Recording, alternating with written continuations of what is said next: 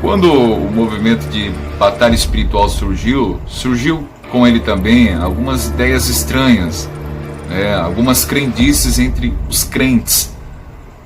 Por exemplo, a porta de casa bateu, né? Então atribuiu ao demônio.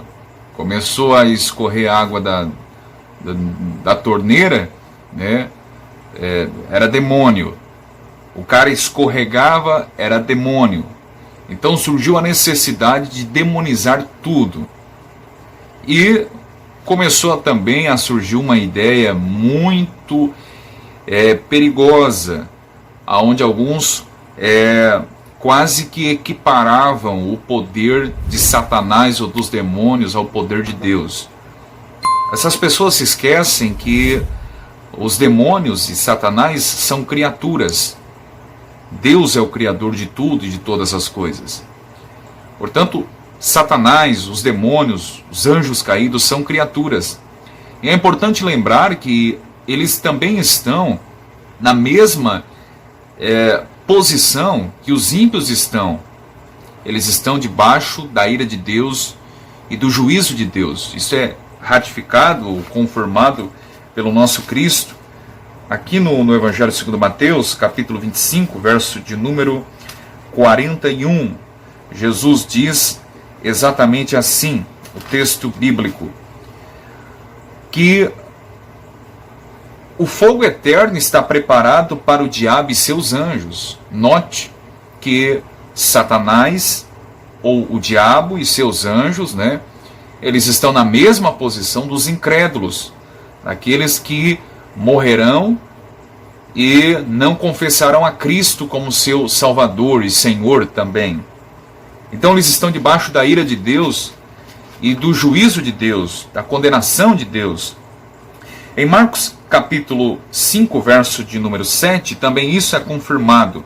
Quando aquela legião estava no endemoniado lá de Gadara, né? E aquela legião diz assim, quando vê Jesus se aproximando: Jesus, filho do Deus Altíssimo, conjuro-te por Deus que não me atormentes.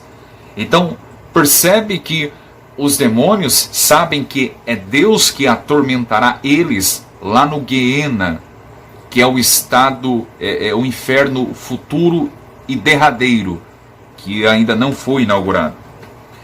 Mas isso também é confirmado em Apocalipse, no capítulo 20, é o último texto que eu gostaria de ler, capítulo 20, verso de número 10. E o diabo que os enganava foi lançado no lago de fogo e enxofre, onde está a besta e o falso profeta. Lembra que Jesus falou que o fogo eterno é preparado para o diabo e seus anjos? Aqui, Apocalipse 20, 10, é corroborado mais uma vez, que o diabo foi lançado no lago de fogo e enxofre, onde está a besta e o falso profeta, e de dia e de noite serão atormentados para todo sempre.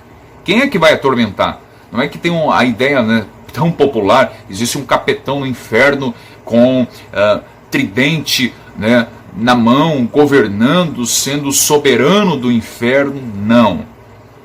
O texto diz que não serão eles que irão atormentar, mas o texto diz que eles serão atormentados. O diabo, os demônios serão atormentados.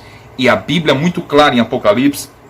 Depois, na sequência, você lendo os versículos seguintes, vai entender que é Deus quem atormentará essa gente. Os anjos caídos, Satanás e assim por diante. Portanto, essa ideia de tentar equiparar Satanás com o poder de Yahvé é absurda, é blasfema. Não se harmoniza com o ensino bíblico da palavra de Deus. Então, as pessoas começaram a dar muita ênfase na questão de batalha espiritual, de demônios, né? E tem igrejas, inclusive, se é que posso chamar de igrejas, né, que falam mais do diabo do que em Cristo. E o diabo gosta disso, porque ele gosta de ser o centro das atenções, né?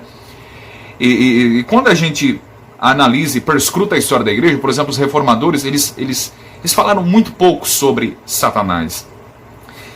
Existe uma história interessante de Martim Lutero, quando ele estava na torre escrevendo, de repente ele estava meditando e ele lança o tinteiro ali, né, contra a parede, e vocifera dizendo: sai, Satanás. Então temos poucas informações sobre essa questão aí de batalha espiritual, né, nos escritos reformadores. Dizem que até hoje a marca da tinta está lá na torre de Lutero.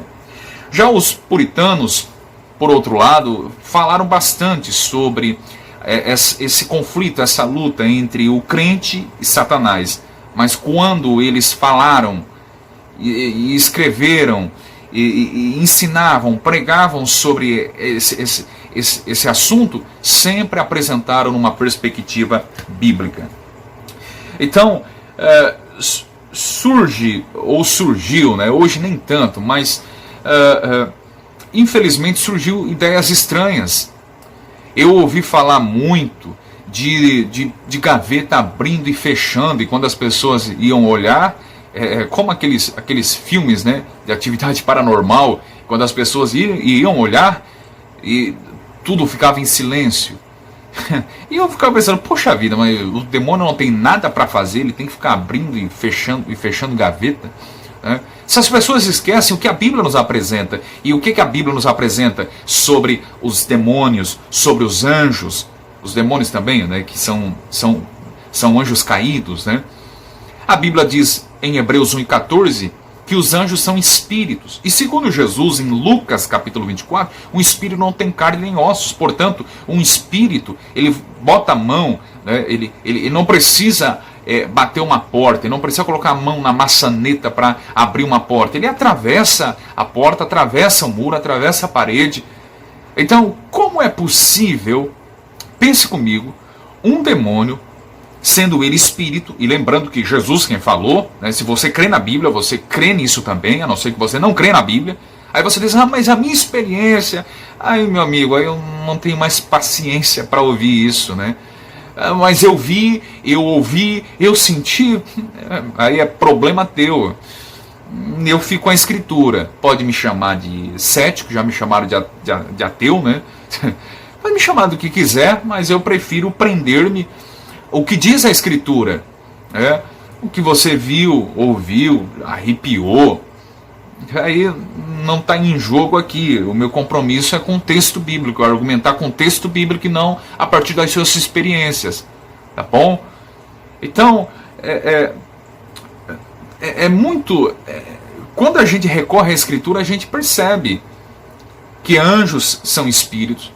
Espírito não tem carne nem ossos, ponto final. Então, esse negócio de porta abrindo, de panela caindo, né, é demônio. Isso é fruto da imaginação do homem, isso é fruto de pessoas que gostam muito de assistir filmes de terror, né, mas não é fruto de estudo bíblico, de exegese bíblica, tá bom? Se é para argumentar, argumenta a partir de texto bíblico. Então, devemos atentar para isso. Eu lembro também de casos de pessoas que falavam sobre bonecas possessas ou possuídas, né? Falavam muito da época da Hello Kitty. E eu fico pensando, onde está a base bíblica para isso? Demônios possuindo bonecas ou bonecos? Né? Essas pessoas assistiam muito Chuck, né? É uma imaginação muito fértil, porque quando a gente vai para a Bíblia, o que a gente vê na Escritura? Demônios possuindo pessoas, seres humanos, possuindo até mesmo animais, né? Isso nós vemos, por exemplo, na passagem do Gadareno, que os demônios saíram do Gadareno e entraram nos porcos ali que estavam se precipitando no mar. Mas sempre dentro desse contexto. Bonecos possuídos, qual é a base bíblica? A PH mais Paulo disse em 1 Coríntios que por trás do ídolo tem demônio. Note, é ídolo, não é bonecas, não são brinquedos de crianças. Eu me lembro que tinha um pregador muito no meu tempo de pentecostal, quando era criança mesmo, que ele falava muito da Disney, né? Falava muito de filme da Disney, desenhos animados da Disney, e casos de crianças que dormiam entre bonecas, meninas, né? E no outro dia acordavam com marcas nos braços e tudo mais. Qual é a base bíblica? Paulo diz que o ídolo é demônio. O ídolo, mas não fala sobre nenhum objeto, nenhum boneco, não, é ídolo. E Paulo está falando num contexto de idolatria, tem nada a ver com isso. O que Paulo está querendo dizer com isso? Que o propósito do diabo é conduzir os homens ao erro, à ignorância. Essas pessoas aí que adoram animais, adoram bonecos de pau, de barro, né? Os idólatras como nós conhecemos, isso tudo Paulo vai dizer que é demônio. Mas não que aquela estátua de pau, de gesso está possessa. Não. O que Paulo está querendo dizer é que Satanás tem o propósito de induzir aos homens ao erro, à ignorância, para se apegar e pensar que aquilo ali tem algum tipo de poder para fazer o bem, para interceder por eles. E Paulo diz, isso é demônio, porque o demônio gosta e tem como propósito de induzir as pessoas ao engano, ao erro, à ignorância, à superstição tola e assim por diante. Então, precisamos argumentar com base no texto bíblico, e existe a carência e a necessidade de se apresentar texto bíblico para fundamentar o que você crê. A partir de experiência é completamente irrelevante para mim, tá bom? Existe, eu ouvi também falar, inclusive até de ímpios, né, sobre livros de bruxarias que ensinam a ter poderes e magias, são livros perigosos. Mas lá em Atos 19 fala que quando Paulo chegou em Éfeso e depois promoveu um grande avivamento e conversão, diz que os bruxos ali lançaram seus livros de magias e feitiçarias nas fogueiras. Mas note que não era o livro em si que estava possesso, mas eles fizeram isso como evidência da genuína conversão deles, tá bom? E para evitar que outras pessoas pegassem aqueles livros e fossem induzidos também ao mesmo engano e erro e prática pecaminosa com que eles viviam. Portanto, à luz da Bíblia, a Bíblia é completamente silente, e tudo isso não passa de ignorância e superstição tola. Tá bom? Abraço.